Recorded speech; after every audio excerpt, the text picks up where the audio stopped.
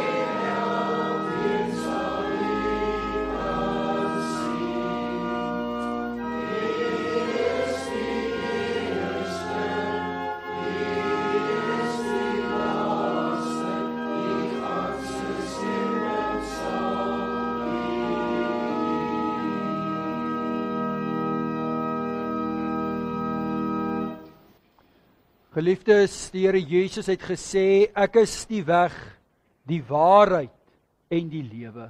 Niemand kom na die Vader toe behalwe deur my nie. Geliefdes, genade, barmhartigheid en vrede word aan u geskenk deur God ons Vader, Jesus Christus ons Here, deur die kragvolle werking van die Heilige Gees. Amen. Gemeente, ons sing tot lof van die Here uit Psalm 48 vers 1 en 5.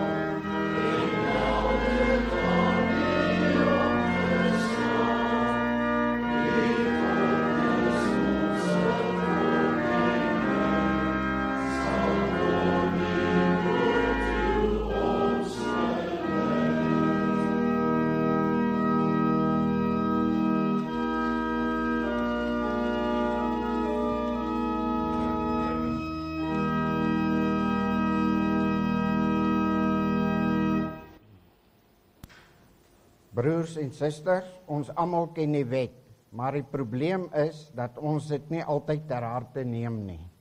Kom ons luister weer na wat die wet vir ons sê, volgens Deuteronomium 5. Die Here het gesê, ek is die Here jou God wat jou uit Egipte, uit die plek van slawerny bevry het. Jy mag naas my geen ander gode hê nie.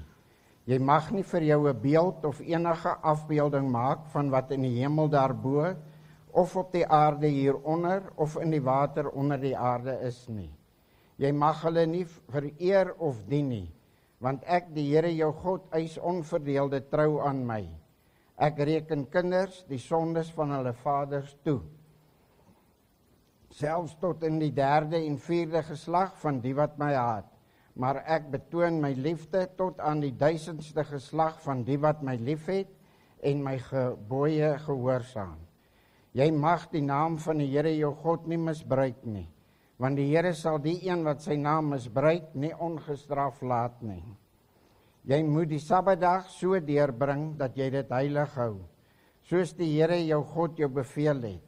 6 dae moet jy werk en alles doen wat jy moet, maar die 7de dag is die Sabbat van die Here jou God. Dan mag jy geen werk doen nie, nie jy of jou seun of jou dogter of die man of vrou wat vir jou werk, of jou bees of jou donkie, of enige dier van jou, of die vreemdeling by jou nie, sodat jou werksmense kan rus soos jy. Jy moet daaraan dink dat jy in Egipte 'n slaaf was, en dat die Here jou God jou deur sy groot krag en met magtige dade daaruit bevry het. Daarom het die Here jou God jou beveel om die Sabbatdag te onderhou. Eer jou vader en jou moeder, soos die Here jou God jou beveel het. Dan sal jy 'n lang lewe hê en sal dit goed gaan met jou in die land wat die Here jou God vir jou gee. Jy mag nie moord pleeg nie. Jy mag nie egbreek pleeg nie. Jy mag nie steel nie. Jy mag nie vals teen 'n ander getuig nie. Jy mag nie iemand anders se vrou begeer nie. Jy mag nie sy huis begeer nie, ook nie sy grond, sy slaaf of slavin, sy bees of donkie, of enigiets anders wat aan hom behoort nie. Met die aanhoor van God se wet is dit duidelik dat ons sondaars is wat skuldig staan teenoor God en medemens. Laat ons skuld bely. Kom ons sing uit Psalm 130 vers 1 en 2.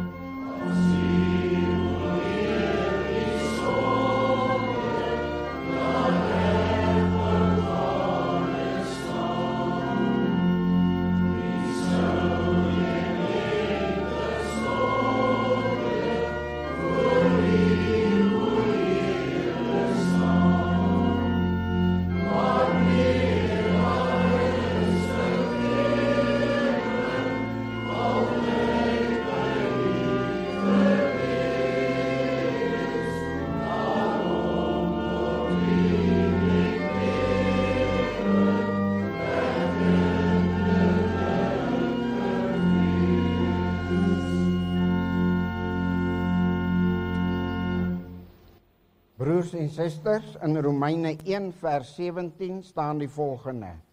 In die evangelie kom juis tot openbaring dat God mense van hulle sondes vryspreek, enkel en alleen omdat hulle glo. Dit is soos daar geskrywe staan, elkeen wat deur God vrygespreek is omdat hy glo, sal lewe. Ons weet dat hierdie teks die teks was wat Luther tot ander insigte gebring het. Hy het 'n genadige God gevind en sodoende kon die kerk ook genade vind. Kom ons bely ons geloof in ons genadige God soos volg. Ek glo in God die Vader, die Almagtige, die skepper van hemel en die aarde, en in Jesus Christus sy eniggebore Seun, ons Heer, wat ontvang is van die Heilige Gees, gebore is uit die Maagd Maria, wat gelei het onder Pontius Pilatus, gekruisig is, gesterf het en begrawe is en ter helle neergedaal het, wat op die 3de dag weer opgestaan het uit die dode, wat opgevaar het na die hemel en sit aan die regterhand van God, die Almagtige Vader, van waar hy sal kom om te oordeel, die wat nog lewe en die wat reeds gesterf het. Ek glo in die Heilige Gees, ek glo in 'n heilige algemene Christelike kerk, die gemeenskap van die heiliges, die vergifnis van sondes, die opstanding van die vlees en 'n ewige lewe. Amen. Nou dat ons geloof bely het, laat ons die Here eer met 'n lofsang. Kom ons sing uit Gesang 188 vers 2 en 3.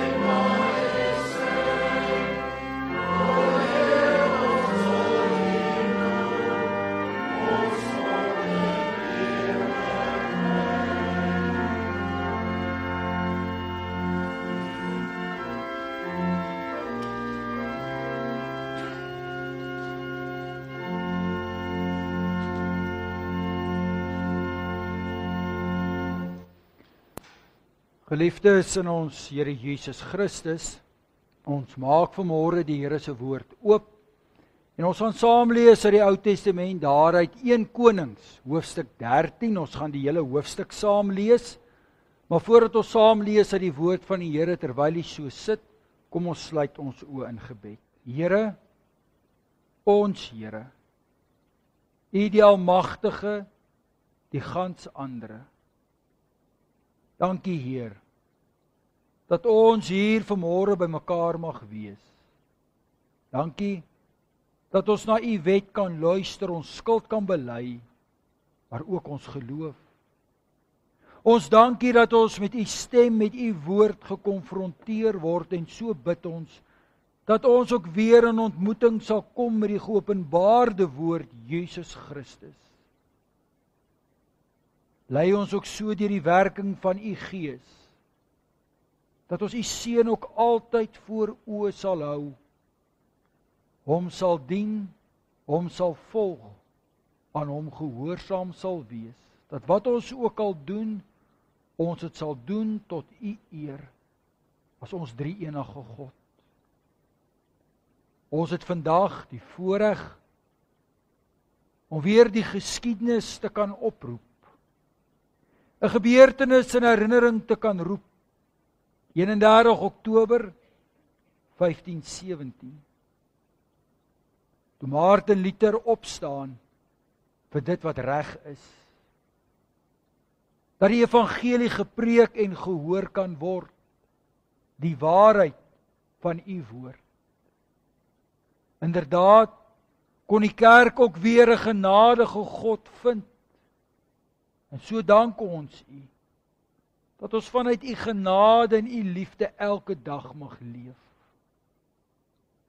Ons bid ook, Heer, dat hierdie gebeurtenis nie net 'n herinnering sal wees nie, maar dat hierdie gebeurtenis ons ook sal rig met die oog op die toekoms.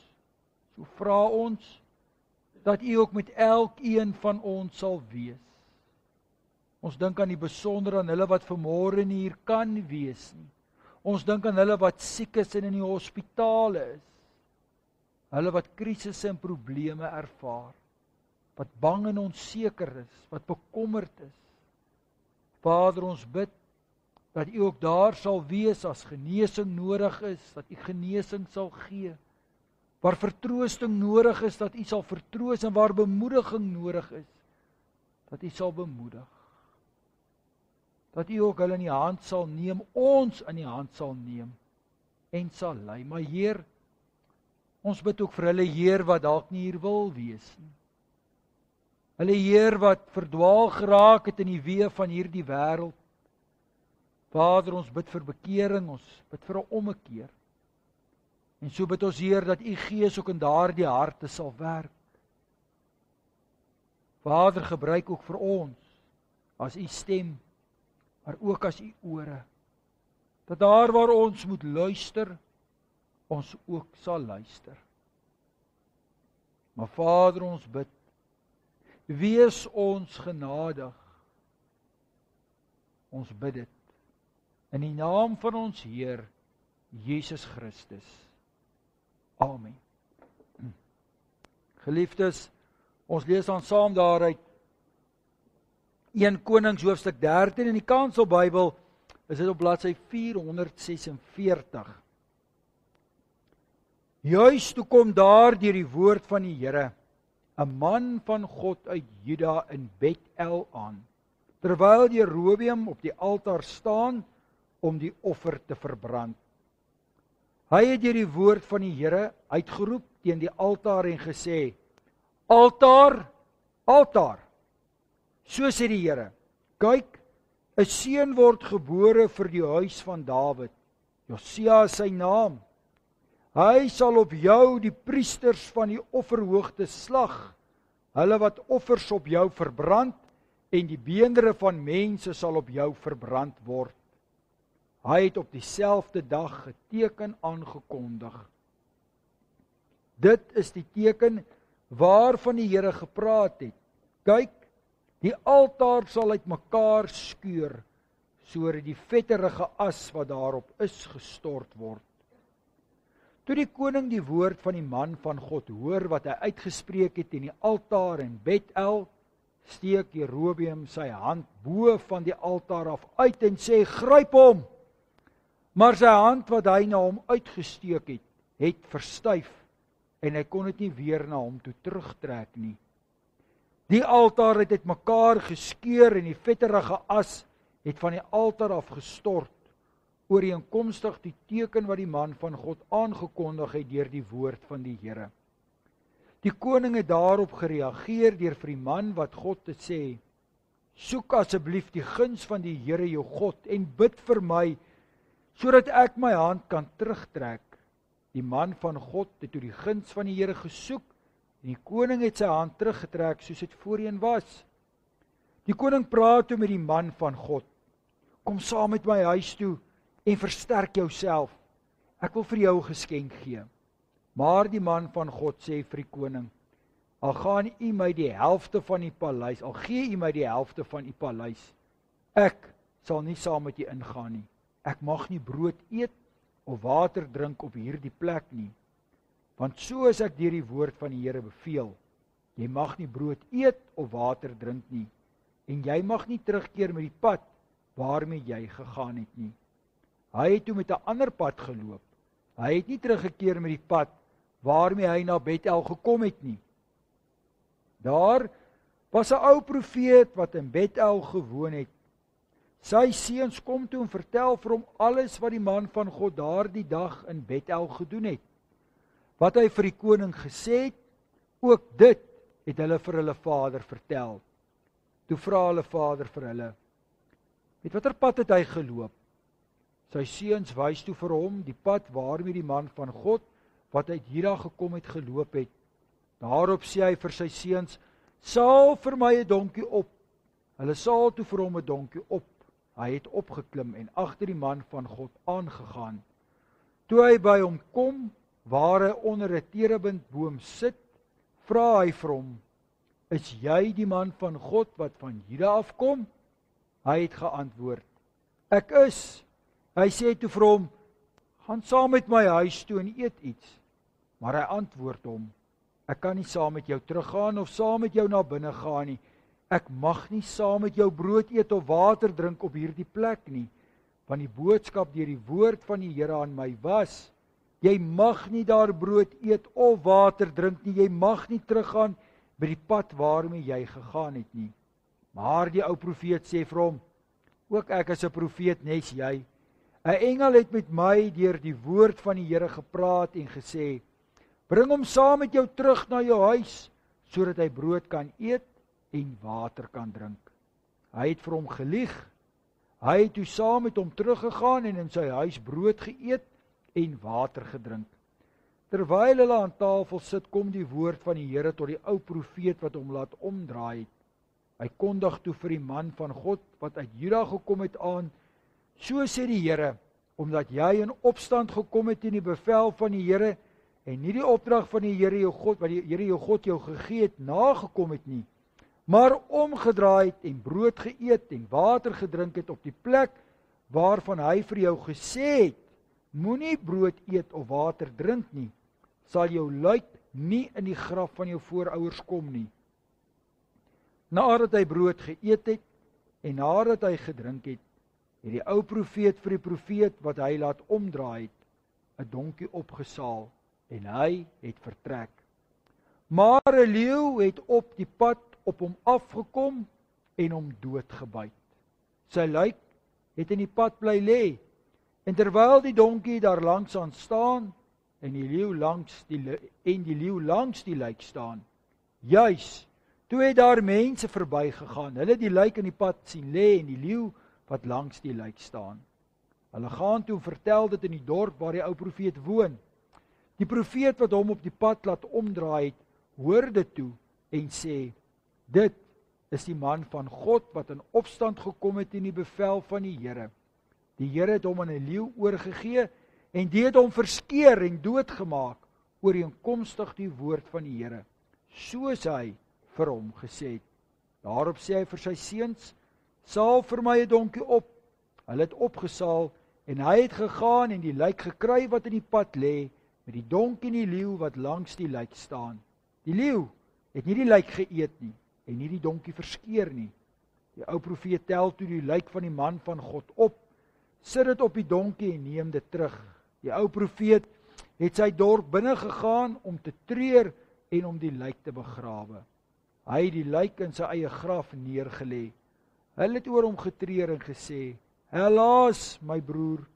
Nadat hy hom begrawe het hy vir sy seuns gesê: wanneer ek sterf, moet julle my begrawe in die graf waarin die man van God begrawe is. Langs sy beendere moet julle my liggaam neerlê.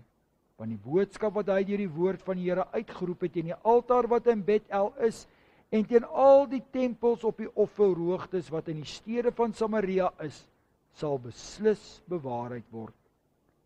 Selfs na hierdie gebeure het Jerobeam nie teruggedraai van sy verkeerde pad af nie.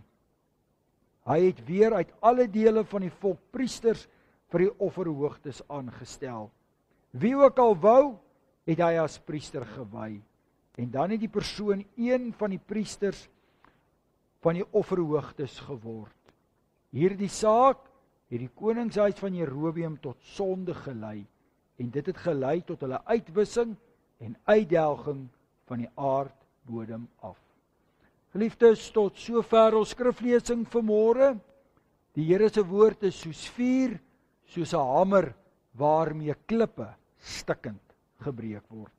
Geliefdes, ons gaan nou weer saam sing daaruit Gesang 476 en ons sing daar saam strofes 1 en strofes 4. Dis 'n baie bekende gesang wat ook toegeskryf word aan Martin Luther. Hy het hom in 1528 geskryf. Ons sing dan nou staande Gesang 476 strofes 1 en strofes 4.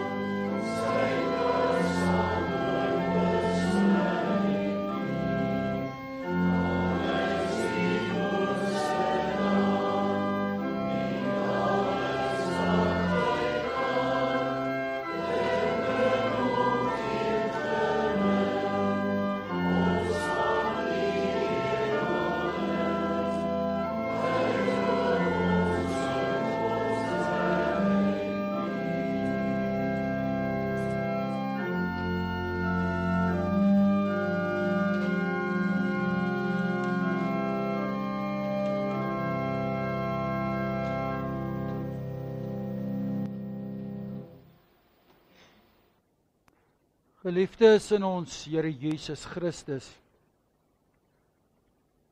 ons vier vandag Hervorming Sondag. Die dag waarop ons terugkyk op 31 Oktober, toe Martin Luther die baie bekende 95 stellings teen die slotkerk van Wittenberg vasgespijker het. En geliefdes, as ons altyd so nadink en praat oor die hervormingsgebeure, dan sien ons altyd hierdie figure en karakters uit die verlede wat opgestaan het vir die geloof. Ons moet ook nooit die fout maak om te dink dat dit net Martin Luther was nie, of dat Martin Luther die eerste een was nie. Daar was 'n lang ry van mense wat oor 'n baie lang periode agtergekom het dat daar fout is in die kerk. So was daar figure soos Johannes Hus en John Wycliffe en 'n klomp ander wie se name ons nie eers ken nie. En saam met Luther en na Luther was daar ook 'n klomp kerkhervormers gewees, maar ook lidmate en amptsdraers, ouderlinge wat ook ywerig meegewerk het aan die verkondiging van die evangelie. Nou geliefdes, as ons eerlik is en ons kyk terug na hierdie gebeure, dan sien ons hierdie mense wat met groot moed opgestaan het vir die geloof en gepraat het. Maar geliefdes, soos ons ook reeds gesê het, was hierdie ook nou nie 'n eie soortige gebeure daar in die 16de eeu nie. Nee, deur die geskiedenis heen was daar altyd hierdie figure wat opgestaan en gepraat het. Ons vind hulle ook in die woord van die Here. Die bekendste natuurlik is nou maar die profete. En dit bring ons by die gedeelte wat ons vanmôre saam gelees het, dalk vir baie van u 'n baie ongewone gedeelte wat nie so alom bekend is nie. 'n Baie vreemde en aardige gedeelte wat so 'n bepaalde nasmaak in 'n mens se mond laat. Wat maak 'n mens met 'n gedeelte soos hierdie? Ons natuurlik hierdie gedeelte ook verstaan teen 'n bepaalde agtergrond. Dit geskied direk daarna, soos ook lees in hoofstuk 12, nadat die Noord- en die Suidryk geskeur het. Ons weet dit vind plaas na koning Salomo, en ons weet dat die Suidryk geweldige belastings en eise gestel het aan die Noordryk. Die Noordryk bekend as Israel en die Suidryk bekend as Juda. Met die hoofstad Jerusalem in die suide en Samaria die hoofstad in die noorde.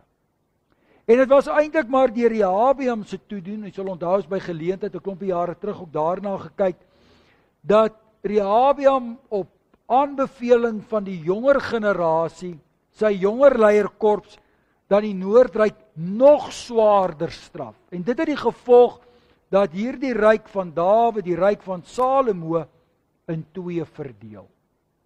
En jy kan nie self nou indink dat dit ook maar gepaard gegaan het met bepaalde spanning, soveel so dat die Suidryk ook van plan was om die Noordryk binne te val. Maar dis die Here wat hulle verhoed en belet om dit te doen, en hulle reageer dan ook gehoorsaam daarop en val die Noordryk nie in nie. Maar so ontstaan daar dan ook twee koningshuise. Rehabeam uit die nageslag van Dawid, Salomo, en dan hier in die Noordryk Jerobeam, waarvan ons vanmôre gelees het. Soos reeds gesê het ook broer en suster, hierdie wedywering tussen hierdie twee koningshuise en hierdie koning Jerobeam in die Noordryk Israel is natuurlik bang dat sy mense na die Suidryk sou reis om daar te gaan bid, en sodoende sou die Suidryk 'n invloed uitoefen op sy mense, en was hy bang dat die Suidryk dan inderdaad éventueel die Noordryk weer sou inpalm en dit die einde sou beteken van sy regering. En daarom besluit Jerobeam dan om ook bepaalde plekke in die Noordryk te vestig vir aanbidding.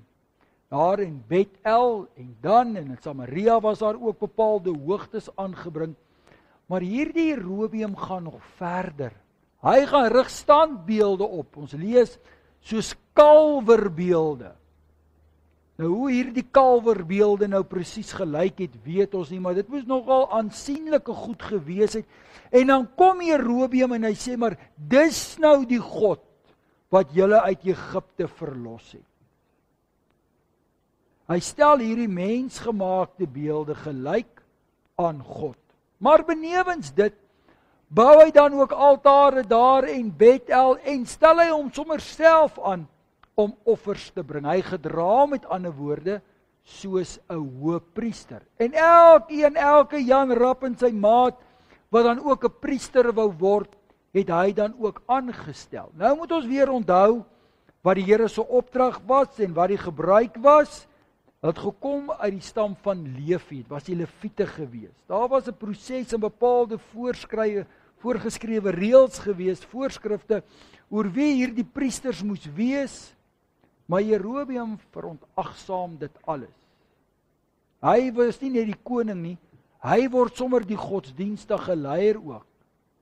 En jy kan jouself nou maar indink, dat dit maar alles maar 'n heidendom was, 'n barre heidendom, 'n godsdiens wat hy geskep het in die naam van die Here.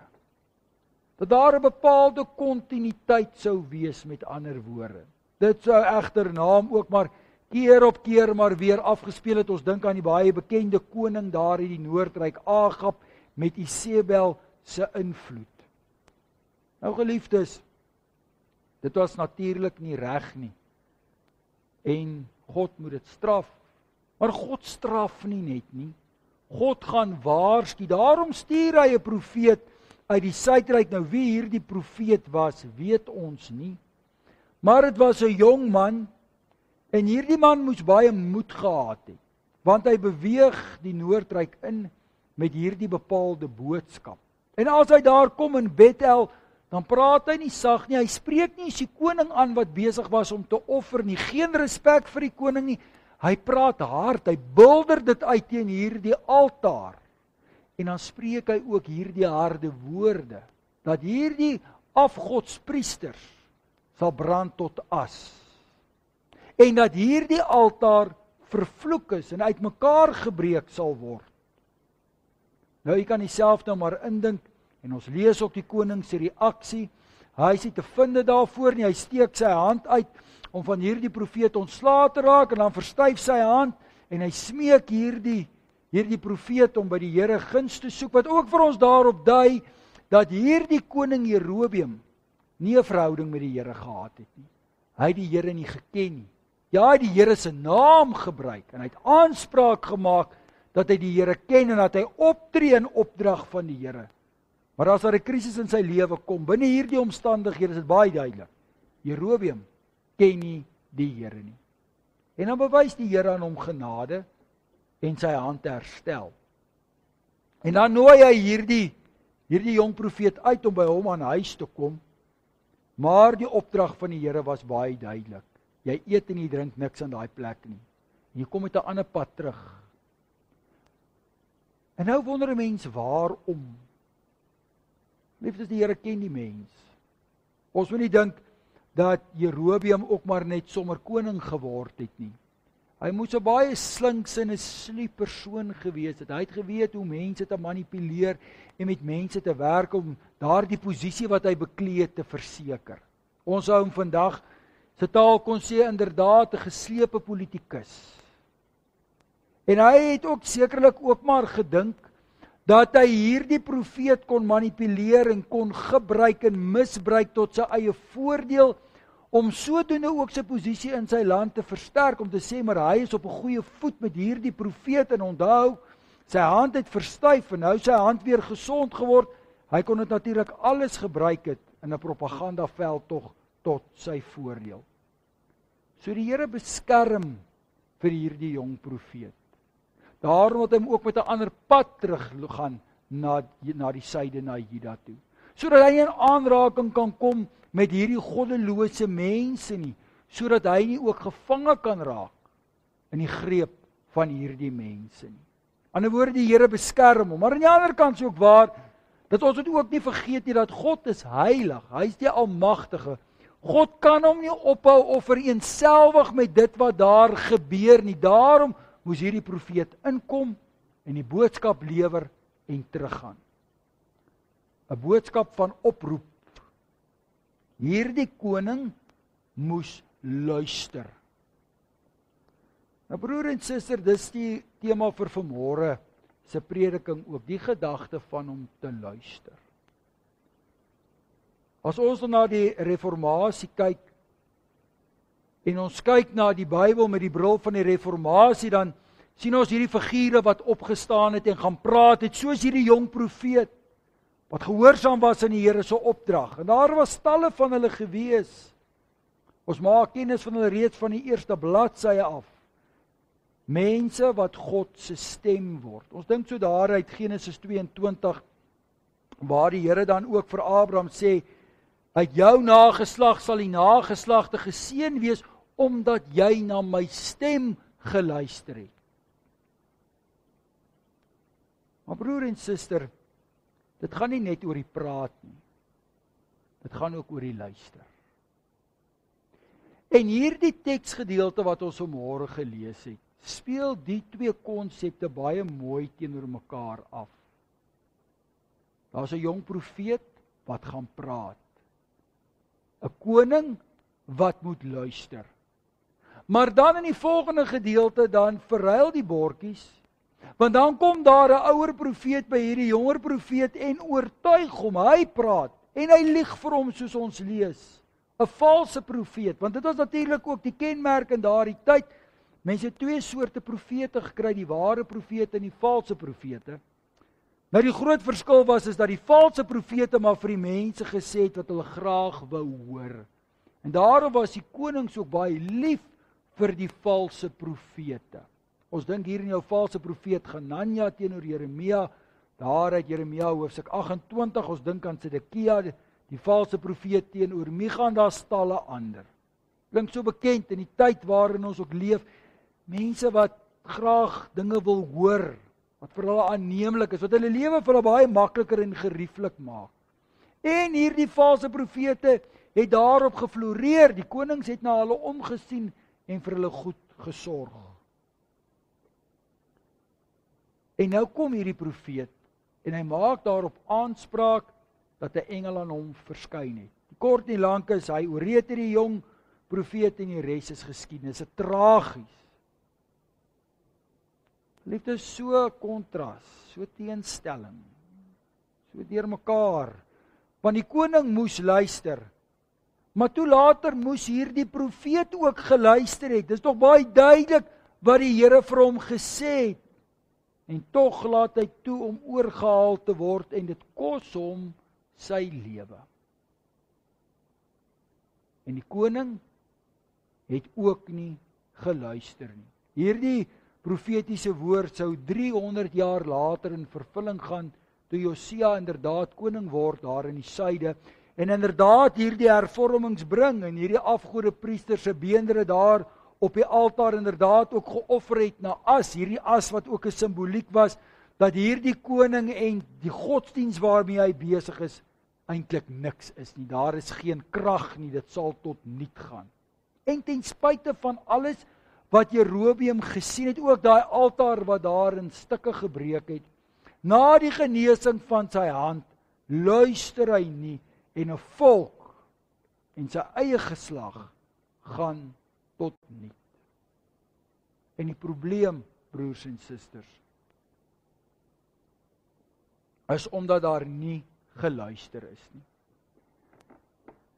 Kan jy nou dink hoe anders dit sou wees as Adam en Eva geluister het? Dink jy hoe anders dit sou wees as die skares destyds na Noag geluister het? As die mense van Sodom en Gomorra geluister het? As Farao geluister het? As die volk destyds vir Moses geluister het, kon dit hulle 40 jaar in die woestyn gespaar het. As die volk tog maar net wou luister na die profete wat die Here gestuur het, as die konings tog maar net wou luister. Dan geliefdes, kom ons by die Nuwe Testament. En soos Johannes Evangelie ons ook leer, die woord wat mens word, God wat kom praat, Jesus Christus wat God se stem word, en hy kom praat, en hy kom wys, en hy maak gesond. Maar mense wil nie luister nie. Het u 'n idee hoe anders die wêreld sou wees as die volk destyds na Jesus geluister het? En so geliefdes, gaan dit deur die geskiedenis van die kerk ook.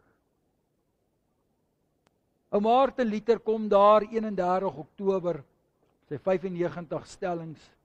En dit gaan nie net oor die slotkerk van Wittenberg nie, dit was eintlik die vergadersaal van die universiteit waar hy gewerk het.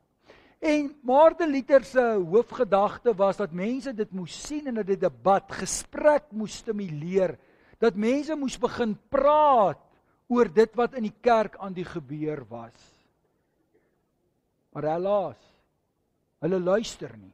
Hulle vervolg Luther en dan plaas hy weer sy hoop 'n paar jaar later op die Ryksdag van Worms, daar in 1521, en hy hoop dat die keiser en 'n paar geleerde mense met erns sal gaan kyk na sy geskrifte, dat hulle sal luister, maar hulle luister nie.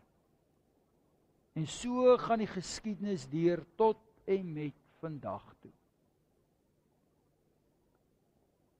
Broer en suster, dit is nou maar eenmaal, lyk my nou maar deel van die mens om ontdering om nie te luister nie. En tog is dit die groot eis, die groot opdrag van ons hemelse Vader. Is dit nie Samuel wat by geleentheid vir Saul sê, maar die Here soek nie die offerhande nie, dis gehoorsaamheid wat hy soek. Luister.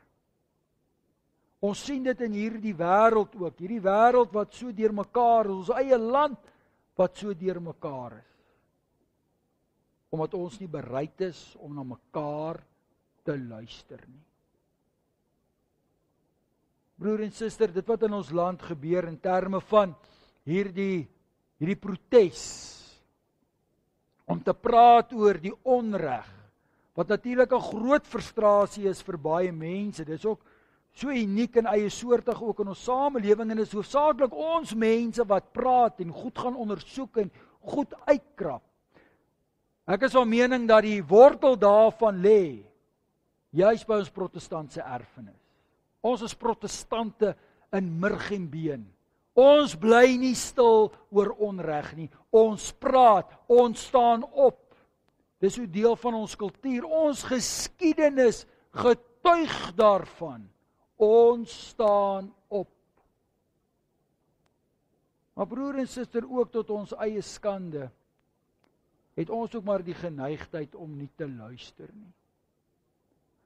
Want die reformatie en die hervorming leer ons nie net om op te staan en te praat nie. Die Bybel leer ons nie ook net om op te staan en te praat nie. Ja, die opdrag is duidelik, ons moet die evangelie gaan verkondig, maar daar is 'n ander aspek wat ons baie kere vergeet. En dit is om te luister.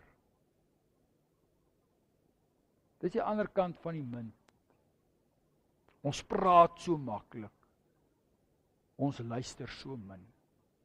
En as ons luister, broer en suster, dan luister ons gewoonlik om maar weer te reageer, om onsself te handhaaf. En dit is nie net op toepassing van die kerk en die samelewing nie. Dit is ook toepassing daar waar ons elke dag bevind, ook in die verhoudings waarin ons is. Ons oor die algemeen hou ons nie van kritiek nie. Hou nie van negatiewe opmerkings nie. En u sal ook saamstem daar waar u self ook al bevind, hoe moeilik dit soms is om te praat, anders gesê, om gehoor te word. Mense hoor mekaar nie. En dis een aspek wat ons werklik 'n bietjie kan leer uit die reformatie uit. Dit gaan nie net oor datums, dit gaan nie net oor name nie, dit gaan nie net oor persone wat opgestaan het in krag, dadig gepraat het oor die evangelie. Ons moet ook leer om te luister. Want wat het die moeilikheid veroorsaak? Wat het die ellende teweeggebring? Die gebrek aan 'n goeie gehoor. Hoe baie keer is daar ook maar konflik en spanning en ongelukkigheid in ons lewens, of wat in ons huwelike is, of ons verhoudings met ons kinders is, of kollegas, familie of vriende. Dit gaan nie oor die praat nie, dit gaan nie oor die skryf nie, dit doen ons goed, en veral vandag met sosiale media, is ons vinnig om te skryf, en vinnig om 'n stemboodskap te stuur. Ek moet gehoor word. En mense doen alles in hulle vermoë om hulle self te handhaaf. Maar wat ons eintlik nodig het, is om te luister. Om jouself in iemand anders se skoene te plaas. 'n Mens wonder soms, wat sou gebeur het as die kerk destyds gaan sit en luister en gepraat het, mekaar gehoor het.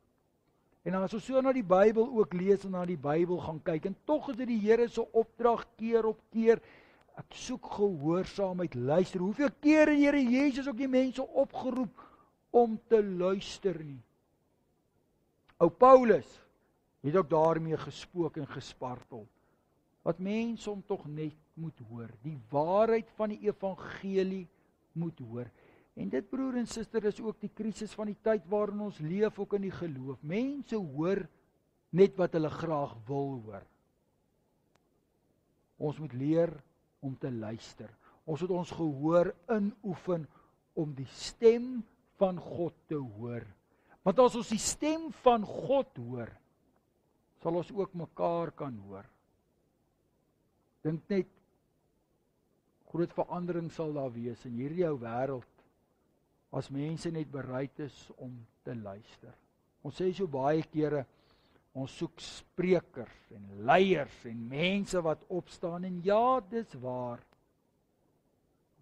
Maar ons soek ook mense wat kan luister. Is dit nie nog maar die kenmerk van 'n kind van die Here, van 'n gelowige nie? Is dit nie die kenmerk van 'n protestant nie? Want die geskiedenis leer ons juis wat die gevolg is daar nie geluister word. En daarom moet ons dit ook nie verleer nie. En dan moet ons ook as protestante ook maar ons kop in skaamte laat sak. Hoeveel denominasies is daar? Hoeveel kerkgroeperings is daar binne hierdie tradisie van die protestantisme, van die reformatie? En waar lê die kern? Nie by die praatgedeelte nie, maar by die luister. Hierdie geskiedenis leer ons ook 'n ander kant. Ons het baie om voor dankbaar te wees, ons het baie om op te roem. Maar daar is ook maar so 'n donker vlek, as 'n mens dit so wil noem. Ons het ook maar in baie opsigte maar voortgegaan soos die Romeinse kerk van ouds. Ons luister nie graag nie. En dis ook maar deel van ons ou volkie. Ons luister nie graag nie. Ons volg maar ons eie kop. En ons het vanmôre gelees in hierdie gedeelte wat die gevolg daarvan was. Tragedie, hartseer. En daarom, broer en suster, is dit so belangrik en kosbaar, so lewensnoodsaaklik, dat ons sal luister. Dat ons werklik in diepgang sal luister na God se woord, na God se stem. Dat ons dit ook getrou sal navolg en sal naleef. Maar dat ons ook na mekaar sal luister. Mag die Here ons in sy genade en deur die leiding van sy Gees daartoe bring en daartoe toerus, dat ons minder sal praat en meer sal luister. Amen. Geliefdes, kom ons dank saam. Here, ons gehoor is maar swak.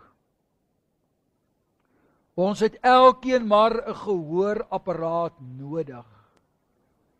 Daardie gehoorstuk is u Gees, u woord.